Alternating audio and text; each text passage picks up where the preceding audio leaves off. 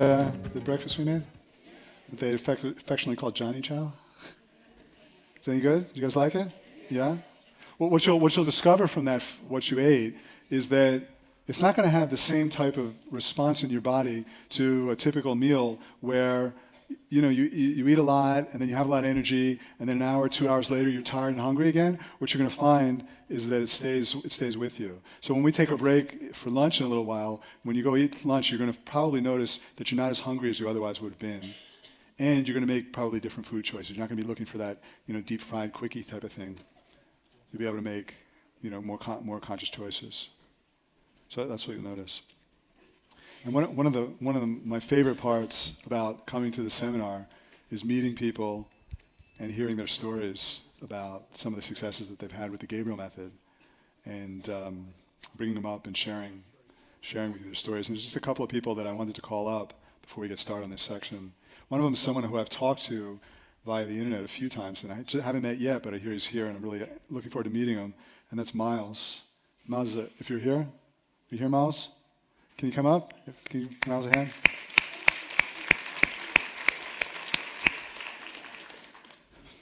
Do you have a microphone for Miles? How you doing? How you going? Hey, good to meet you. I think we have a picture of Miles too. How do I do that? Oh, there's Miles. Yeah. Yeah. Congratulations, Miles. Thank you. Yeah, you look incredible. So how much weight have you lost? 47 kilos now. Wow.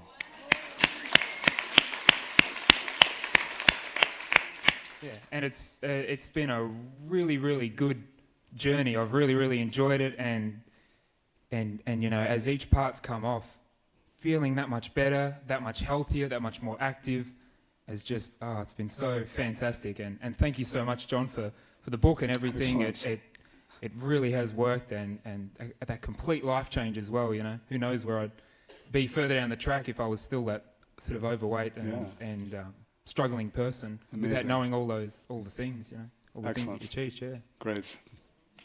Thanks very much. Thanks. Can you get a picture? Can you get a picture? Yeah, sure. Just need a picture.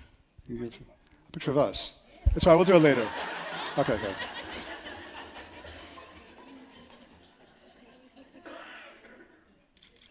Thanks, Miles. Thanks. Where's Trudy? Trudy, can you come up? We're not going to do this all day. We'll just do a couple, and maybe we'll do some later. But it's definitely the fun part. So, not that it's not all fun. This is Trudy. Can you tell us? Yeah. Oh, my story's nowhere near as dramatic because I didn't really have a lot to lose, but I was uncomfortable in myself. I was about 15 kilos overweight. And most of that came on, there was a lady earlier who asked about whether you put weight on at menopause. Oh, yes, you do. Very suddenly, I put on 10 kilos, 12 kilos, and I just felt my self-confidence plummeting. And then a year ago, last October, I read your book, and the scales fell from my eyes. I thought, wow, can it really be that simple? And it is. It was just absolutely amazing. What I came to understand was that I was nutritionally starving myself, and so I started to add things to my diet, like the flaxseed and the live food and the protein, and instantly the weight started to fall off me. It was just amazing, and I think I was losing about 1 kilo a week in the beginning, so by Christmas I had lost 10 kilos, and I think that I also lost 10 years, because I felt so much more energized and just youthful and vital. It was just fantastic. Excellent. And it's just kept on going like that, and I'm very happy. So we talked about how to deal with mental and emotional stress. How to deal with the physical stresses that activate the fat programs. And in my experience, it's really essential to give you more energy, to nourish your body, to deal with things like sleep apnea, dehydration, toxins, but also, in my experience, mental and emotional stress, dealing with mental and emotional stress is much, much, much more important. It causes those same things like causes your body to stop listening to insulin, it causes all these other hormonal problems, and when that happens, it's not about food anymore. And that's why you can be looking at this diet and that diet and all of these different things, but if the stresses in your life are activating your fat programs, that has to be addressed. And just recently, mainstream, modern day science is starting to acknowledge and understand the importance of stress and the connection between stress and obesity. And there was a show on the ABC a couple of months ago that I thought was really good, a documentary that kind of emphasized this. And we're taking a little bit of a clip from that. And I just want to run that right now before we start talking about stress and how to deal with it. So, can we run that clip? This is cardiologist Jeffrey Ritterman's regular commute. You can learn a lot about the stress and health outcome just from the neighborhoods you visit. In this neighborhood, the life expectancy is quite good, and most of the people are pretty healthy. And as we reach the top of the hill, it gets to be a little bit less privileged. And as we make this transition, the social status begins to drop, and correspondingly, in those areas, the health outcome is much worse. And these people are not going to have the same life expectancy as the people in the middle class area we started in. People are on guard, people are vigilant, they're living a more stressful life. This is a community that produces high stress hormones in people, and over time it takes its toll. One of Dr. Ritterman's patients is 65-year-old Emmanuel Johnson. His career? Guidance counselor in one of America's most dangerous neighborhoods. Well, last year I think we had 47 homicides. In the last 4 days we had 11 shootings, 3 deaths.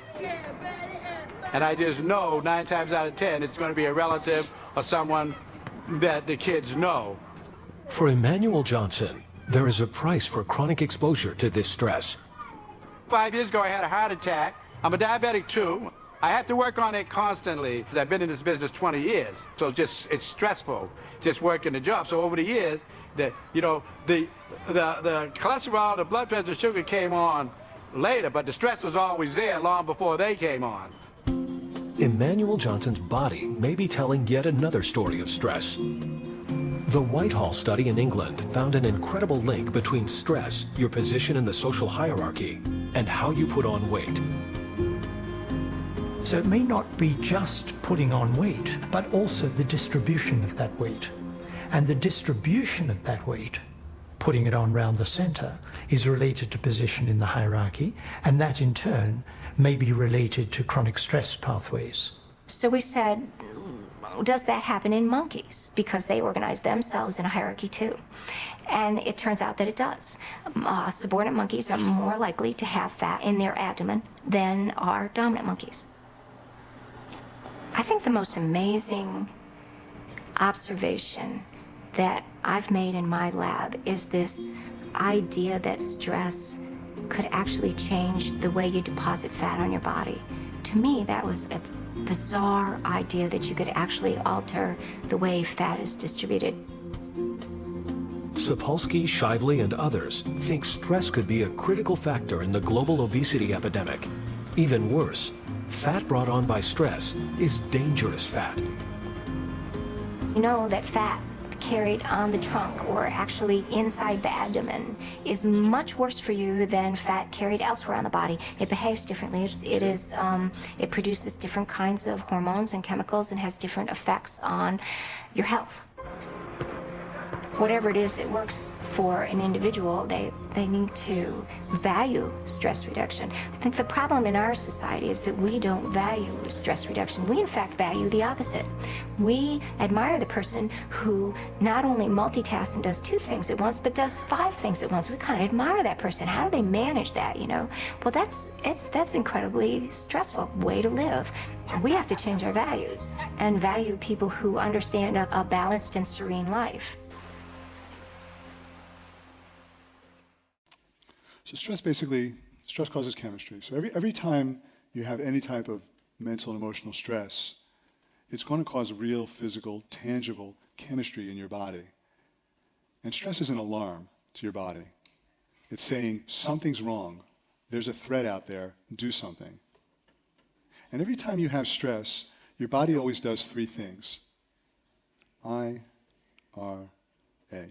It interprets the stress. It reacts to the stress, and it adapts to the stress. So, if you're living outdoors 1,000 years ago, and you're chased by a tiger, your body has to interpret the stress. What's the stress? Tiger, right? What's the reaction? Run like hell. Right? What's the adaptation? Get thin. The adaptation. Get thin, get strong, get fast, so that the next time that tiger comes, you are better adapted to your environment. You are more able and suited to surviving the threat. So what's the survival threat? How do we react to it? How do we adapt to it? If you were in a famine, the interpretation, famine. The reaction, get hungry, slow down your metabolism, store fat. The adaptation, get fatter. So that the next time there's a famine, you will have adapted. You are more able to survive the threat. Now, when you're sitting at your desk and you're watching the stock market and it tanks, you're sending a survival threat chemical message to your body. What's the interpretation? Who the hell knows? Your body doesn't know what a stock market is. It doesn't know what up or down is. It doesn't know what a job is. It doesn't know what a mortgage is, a credit card. What's the interpretation? I don't know. Is it a famine? Is it a tiger? Who knows? What's the reaction? Well, if it thinks it's a famine, you get hungry. You slow down, you get fatter, and your body wants to be fat. If it thinks it's a tiger, your blood starts pumping, you know, you're ready to run, you're ready to fight, and you get thinner. And this is going on all the time, all day long. Every time you have a thought, how am I going to make my mortgage payment? What's going to happen when my boss is mad at me? How are my kids going to graduate from college? Every time you have a thought, you're causing chemistry, and your body's reacting to it. And more importantly, it's adapting to it. Every time you have stress, your body's thinking, do I get fatter or thinner? And for some of us, the adaptation is fatter. So chronic stress can, for some people, in some instances, cause a kind of chronic situation where these stress hormones are chronically elevated in the same pattern as if you were in a famine. You know, if you're in a famine day in and day out, you're hungry. It's causing that same thing, so it'll trick your body. So chronic stress has to be dealt with. We can talk about flax seeds from now until the next century. And if chronic stress is activating your fat programs, it's not going to do anything for you. It'll help a little. It'll give you a little more energy. It'll deal with this insulin problem a little bit. It'll make you clear and hopefully get off medication, and that'll make you less stressful, but it's not going to deal with the real issue. So we need techniques and tools for dealing with the real issue of chronic stress. I used to weigh over 400 pounds. Dieting didn't work for me, but what did work was addressing the real issues that were causing my body to hold on to weight. I lost over 220 pounds and wrote a book about how I did it called The Gabriel Method, and it was translated into 16 languages and read by millions of people around the world. And today, 20 years later, I'm in my 60s and still in the best shape of my life. Over the years, I've helped thousands of people in my private coaching, and now, for the first time, I'm making these coaching calls available for the world to see. These are real conversations with real people about how to lose weight the right way, without fad diets, pills, or surgery, and keep it off forever. This particular video is part of a one-day seminar I did in 2010 for nearly 500 people. In the event, I explained the science behind why our bodies would want to hold on to extra weight and how to get our bodies to actually want to be thinner. If you'd like to see the entire seminar, let me know in the comments below, or like the video and I'll publish it as a series. Hope you enjoy the video, and